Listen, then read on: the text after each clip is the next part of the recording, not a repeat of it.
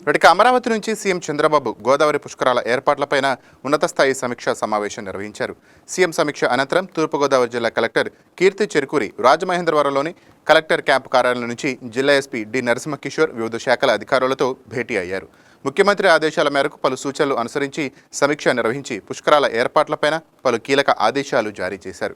వచ్చే ఏడాది జూన్ 26 నుంచి జూలై 7 వరకు 12 రోజుల పాటు గోదావరి పుష్కరాలు నిర్వహించనున్న నేపథ్యంలో భారీ సంఖ్యలో భక్తులు తరలివచ్చే అవకాశం ఉందని, అందుకు అనుగుణంగా ఇప్పటి నుంచే సమగ్ర ప్రణాళికతో ఏర్పాట్లు చేపట్టాలని కలెక్టర్ అధికారులను ఆదేశించారు. రెడ్డిగా పుష్కర ఏర్పాట్లపైన మరింత సమాచారం తూర్పుగోదావరి జిల్లా నుండి మా ప్రతినిధి వర్మ అందిస్తారు. Right Varma, over to you.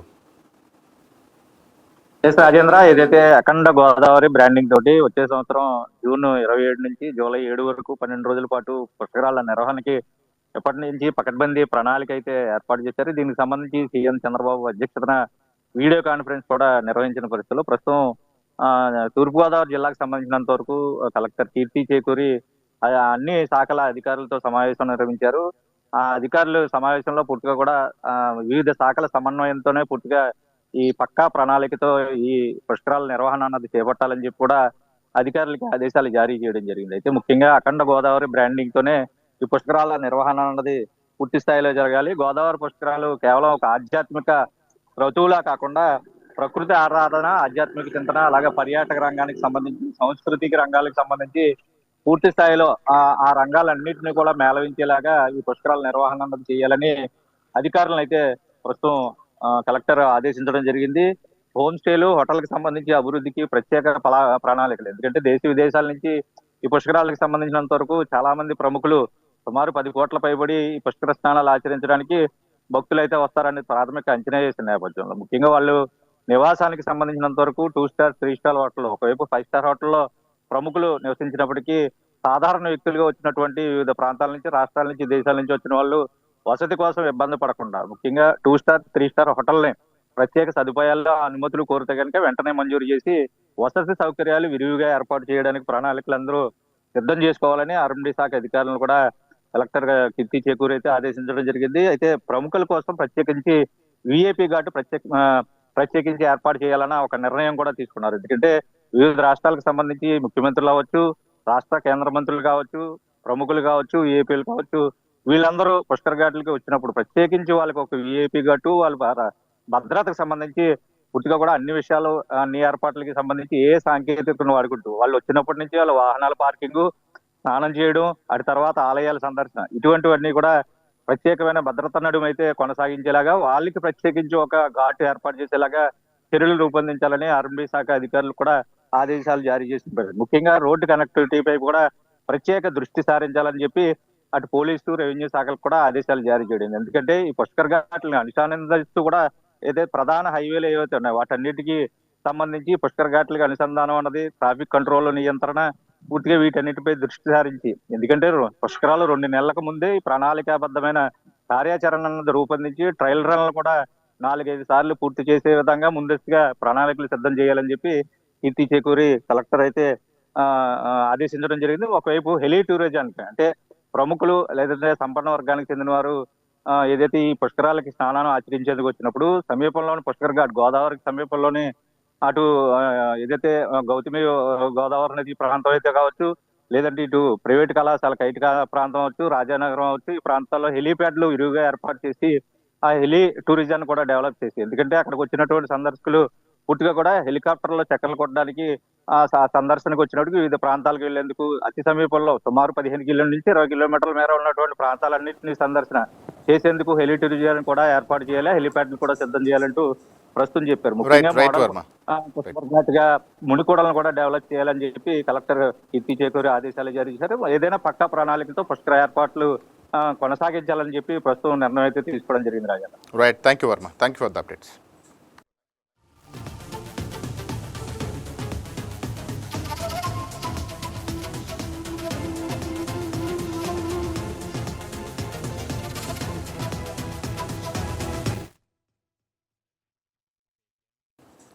ఇక విశాఖపట్నం తీర ప్రాంతాన్ని మరోసారి కోత భయం పట్టుకుంది. సాగర తీరంలో అలల వృద్ధికి మళ్లీ భారీగా తీరం కోతకు గురవుతోంది. విశాఖ ఆర్కే బీచ్ పరిసరాల్లో సముద్రం ముందుకు రావడం స్థానికులను పర్యాటకులను తీవ్ర ఆందోళనకు గురి చేస్తుంటే తీరం కోతకు గురైన ప్రాంతాలను అధికారులు పరిశీలించి పునరుద్ధరణ చర్యలు వేగవంతం చేశారు. పర్యాటకులకు భద్రతా నిబంధనలు పాటించాలని, ప్రశాంతంగా ఉన్నట్టు కనిపించే సముద్ర అలల పట్ల అప్రమత్తంగా ఉండాలని హెచ్చరిస్తున్నారు. ఇక స్టీల్ సిటీలు సముద్ర కోత గురించి మరింత సమాచారం మా విశాఖ స్పెషల్ కరెస్పాండెంట్ దుర్గాప్రసాద్ అందిస్తారు. అందాల విశాఖ సాగర్ తీరంలో అలల ఘోషకైతే తీరం మొత్తం కూడా కోతకు గురైంది. సాధారణంగా బంగాళాఖాతంలో అల్పపీడనాలు తుఫాన్లు వచ్చేటప్పుడు కామన్ గా అయితే అలల ఉద్రిక్తి ఎక్కువగా ఉంటుంది. కానీ ఈ మధ్య కాలంలో గత 3 రోజుల నుంచి కూడా విశాఖ ఆర్కే బీచ్ నుంచి భీమిని తీరం వరకు కూడా ఉన్న ఈ సాగర్ తీరం అలల ఉద్రిక్తి ఎక్కువగా ఉంది. ఈ నేపథ్యంలో తీరం మొత్తం కూడా కోతకు గురవుతా ఉంది. మనం ప్రస్తుతం విజువల్స్ లో చూస్తున్న ప్రకారంగా అయితే ఏ విధంగా కోతకు గురైంది, మొత్తం సముద్ర తీర ప్రాంతం అంతా కూడా ఏ విధంగా ఉందో కూడా మనం విజువల్స్ లో చూడొచ్చు. అయితే ఇప్పటికే కొన్ని ప్రాంతాలలో ఈ విధంగా కోతకు గురైన సంగతి తెలిసిందే. ప్రథమంగా నోవాటల్ హోటల్ ఆపోజిట్ ఉన్న చిల్డ్రన్స్ పార్క్ దగ్గర కావచ్చు, యారాడ బీచ్ వద్ద కావచ్చు, లేకపోతే భీమిని దగ్గర కావచ్చు, మరోవైపు సబ్మెరైన్ ప్రాంతం అయితే ఏదైతే ఉందో ఈ కోకోనట్ ఎరీనా, ప్రస్తుతం మనం చూస్తున్న విజువల్స్ ప్రకారంగా ఈ కోకోనట్ ఎరీనా ప్రాంతం గతంలోనే అలల ఉధృతికి అయితే తీరం అంతా కోతైన పరిస్థితి. అయితే గత 4 రోజుల నుంచి కూడా పూర్తిగా బలమైన ఈ ఉద్రిక్తంగా కూడా ఈ కెరటాలు ఉవ్వెత్తున ఎగిసిపడుతున్నాయి. ఈ దాదాపు సముద్ర తీర కోత మనం చూసినట్లయితే సముద్ర తీరం అంతా కూడా దాదాపు 200 మీటర్ల మేర కూడా భూమి అంతా కూడా కోతకు గురైంది.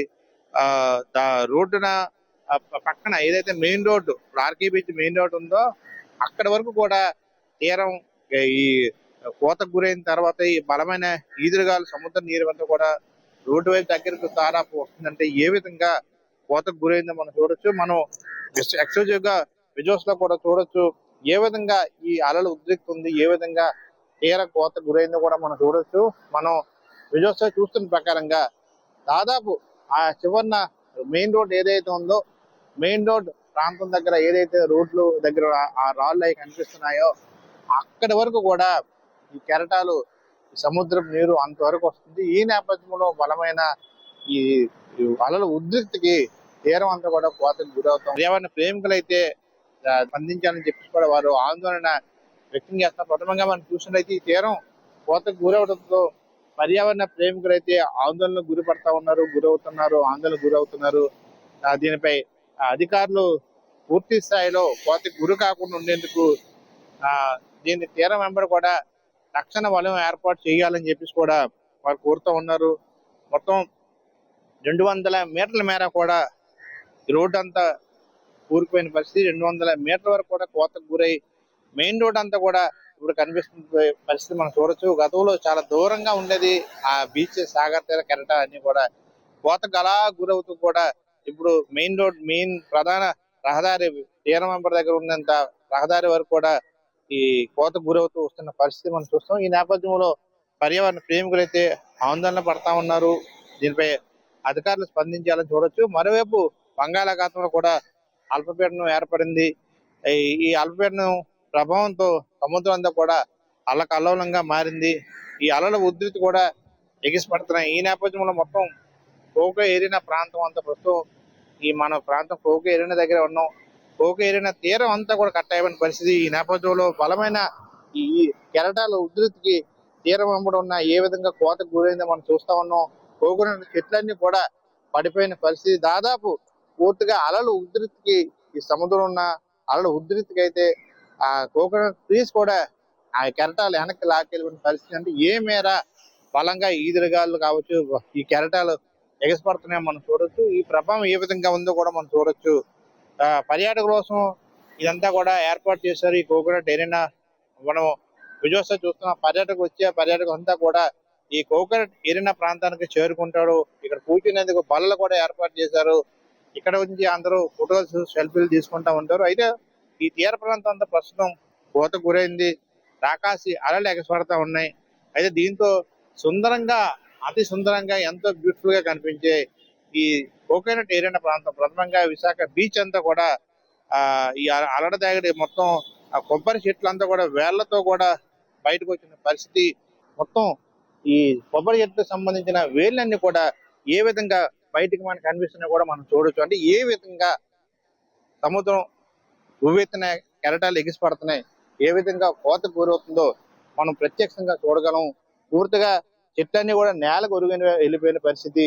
అలల తాకిడికి పూర్తిగా దాదాపు 200 మీటర్ల మేర కూడా కోతకు గురైందంటే ఏ విధంగా కోతకు గురైందో మనం చూడొచ్చు. అయితే దీనికి సంబంధించి జిల్లా యంత్రాంగం కావచ్చు, జీవీఎంసీ అధికారులు కావచ్చు, పూర్తి స్థాయిలో దీనికి కోతకు గురి కాకుండా ప్రత్యామ్నాయ ఏర్పాట్లు చేయాలని చెప్పేసి కూడా పర్యాటకులు, విశాఖ వాసులు, ప్రథమంగా పర్యావరణ ప్రేమికులు కోరుకుంటా ఉన్నారు. వీడియో జర్నలిస్ట్ రామకృష్ణతో దుర్గాప్రసాద్, వైకే న్యూస్, విశాఖ. శ్రీవారి బ్రహ్మోత్సవాల సందర్భంగా భక్తులకు ఇబ్బందులు కలగకుండా రవాణా, పోలీస్, విజిలెన్స్ శాఖలు కసరత్తు చేస్తున్నాయి. శ్రీవారి బ్రహ్మోత్సవాల కోసం అన్ని శాఖలు సమన్వయంతో పనిచేస్తున్నాయని తిరుపతి జిల్లా రవాణా శాఖ అధికారి మురళీమోహన్ తెలిపారు.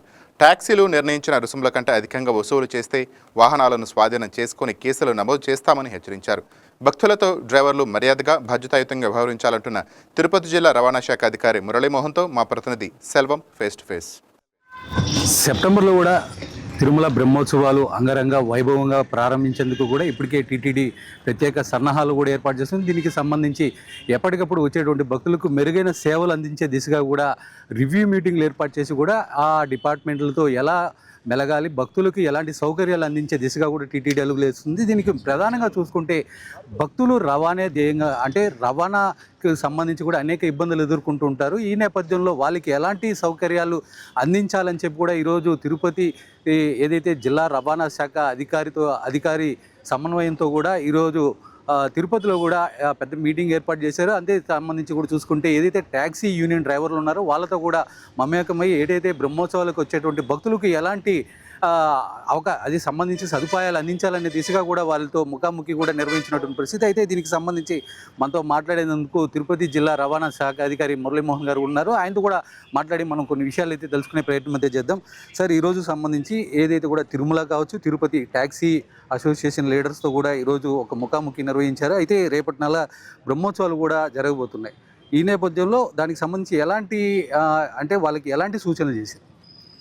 3 శాఖలు, అంటే ముఖ్యంగా పోలీసు, రవాణా, విజిలెన్స్ శాఖలు సమన్వయపరుచుకొని ఈ యొక్క ఫేర్స్ ధరల పట్టికను నిర్ణయించేసి ఆ ధరల పట్టికను కూడా టోల్గేట్లో, మన అలిపిరి టోల్గేట్లో ఉంచడం జరుగుతుంది. అట్లాగే ఈ యొక్క అసోసియేషన్ ప్రతినిధులకు కూడా అందరికీ పంపడం జరుగుతుంది. అలాగే ముఖ్యంగా మేము ఈ పట్టిక కాకుండా, అంటే ధరల పట్టిక కాకుండా వాళ్ళ యొక్క యాటిట్యూడ్ మీద ఇవాళ ఎక్కువగా ఫోకస్ చేయడం జరిగింది. ముఖ్యంగా దురుసు ప్రవర్తన ఎటువంటి పరిస్థితుల్లో ఉండకూడదని చెప్పేసి, అలాగే ప్రయాణికుల పట్ల జాగ్రత్తగా వహించాలి, అలాగే డ్రైవింగ్ చేసేటప్పుడు సురక్షితమైన డ్రైవింగ్ ఉండాలి. ముఖ్యంగా చాలామంది సెల్ ఫోన్ డ్రైవింగ్తో, అట్లాగే రాంగ్ ఓవర్టేకింగ్ అండ్ రాంగ్ పార్కింగ్తో చాలా మిస్బిహేవియర్ చేస్తున్నారని చెప్పేసి విపరీతమైన కంప్లైంట్లు రావడం జరిగింది. ఈ మధ్య కొన్ని కాన్వాయ్స్ వెళ్ళేటప్పుడు, అంటే ప్రముఖుల కాన్వాయ్లు వెళ్ళేటప్పుడు కూడా కొంతమంది దురుసుగా ఓవర్టేకింగ్ చేయడం జరిగింది. వారి మీద కూడా మేము యాక్షన్ తీసుకున్నాము. ఈ విధంగా ఒక 2 లైసెన్సులు కూడా సస్పెండ్ చేయడం జరిగింది. మరొకసారి అట్లాగే 20,000 రూపాయల ఫైన్ కూడా వేయడం జరిగింది. ఇలాంటి ప్రవర్తనే కంటిన్యూ అయితే వారి పట్ల దురుసుగా వ్యవహరిస్తామని చెప్పేసి, కఠినంగా ఉంటామని చెప్పేసి హెచ్చరిస్తున్నాము. లైసెన్స్ను కూడా 3 నెలల నుంచి 6 నెలల పాటు విధిగా సస్పెండ్ చేస్తామని చెప్పేసి వాహన యజమానులందరికీ కూడా తెలియజేస్తున్నాను. దీన్ని అందరూ కూడా వాళ్ళంతా పరిశీలించగలరు, గమనించగలరు. తిరుపతి ట్రాఫిక్ డిఎస్పీగా మీరు అయితే కూడా ఇక్కడ విధులు నిర్వహిస్తున్నారు. అయితే సంబంధం చూసుకుంటే తిరుపతి నుంచి కూడా తిరుమలకి, అంటే మనకి తిరుపతి ప్రధానమైనటువంటి స్థలం. తిరుపతిలో అడుగుపెట్టిన భక్తుడు తిరుమలకి వెళ్ళేందుకు విశ్వ ప్రయత్నాలు చేస్తుంటారు. ఈ నేపథ్యంలో తిరుపతిలో కూడా చాలా వరకు ఈ ట్యాక్సీలకు సంబంధించి చాలా వరకు భక్తులు ఇబ్బంది పడుతున్నారనేది కూడా చాలా వరకు వాదన ఉంది సార్. దీన్ని ఏ విధంగా పరిష్కరించిపోతారు బ్రహ్మోత్సవాల సమయంలో? ఇది మీరు అడిగిన దాంట్లో నిజము లేకపోలేదు. దీని విషయంగా చాలా కఠినంగా చర్యలు తీసుకుంటున్నాము. వెహికల్స్ కూడా సీజ్ చేస్తున్నాము. ఇప్పటి వరకు మేము చేసిండే వెహికల్స్ దాదాపు 116 వెహికల్స్ వరకు సీజ్ చేసి మళ్ళీ ఎంఏ గారికి పంపించేసి ఫైన్ వేయించడం జరిగింది. ముఖ్యంగా మీరు బ్రహ్మోత్సవాలు దృష్టిలో పెట్టుకొని మీరు అడుగుతున్న దాన్ని బట్టి ఈ బ్రహ్మోత్సవాల్లో భక్తుల పట్ల డ్రైవర్లంతా మర్యాదగా ప్రవర్తించాలని, ఎక్కువ డబ్బులు వసూలు చేయకూడదని చెప్పేసి, ఎక్కువ హార్న్స్తో పోకూడదని, అదేవిధంగా రోడ్డు భద్రతా నియమాలు పాటించాలని, ఘాట్ రోడ్లో ఓవర్టేకింగ్ చేయకూడదని చెప్పేసి, విఐపి పోయే మార్గంలో వాళ్ళ యొక్క రూట్కి అడ్డం లేకోకుండా వాళ్ళు భక్తుల్ని తీసుకుపోవాలని చెప్పేసి చాలాసార్లు హెచ్చరికలు చేశాము. అదేవిధంగా ఇప్పుడు రాబోయే బ్రహ్మోత్సవాల సమయంలో మాకు అధిక సిబ్బంది వస్తున్నారు. తర్వాత ప్రత్యేకంగా సీసీ కెమెరాలు కూడా ఏర్పాటు చేసినాము. తప్పు చేసిన వాళ్ళు ఎక్కడా కూడా తప్పించుకోవడానికి అవకాశం లేకుండా కఠిన చర్యలు తీసుకుంటాం. సార్ ముఖ్యంగా మనకి గరుడు సేవ సార్, ఈ గరుడు సేవకు సంబంధించి కూడా ప్రధానంగా ఆ రోజు చాలా వాహనాలను కూడా తిరుమలకు అనుమతించాం. ముఖ్యంగా ద్విచక్ర వాహనాలు ముందు రోజు నుంచి అనుమతించము. అదేవిధంగా ఏదైతే ప్రైవేటు వాహనాలు కావచ్చు, తమ సొంత వాహనాలు కూడా భక్తులు అధికంగా వస్తారు. అయితే తిరుపతిలో సంబంధించి కూడా పార్కింగ్ ఏర్పాటు చేసేటువంటి పరిస్థితి ఎలా ఉండబోతుంది ఇది సంబంధించి?